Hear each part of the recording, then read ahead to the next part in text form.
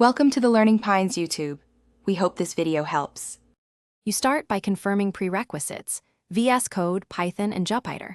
Open Vscode and install the Python extension. This provides notebook support.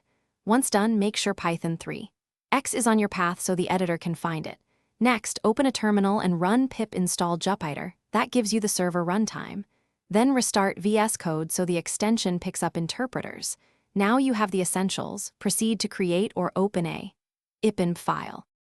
Once you open a IPINB, choose the kernel by picking the Python interpreter from the top right kernel picker. You should select a virtualenv or conda-env when available, because that isolates packages and avoids conflicts.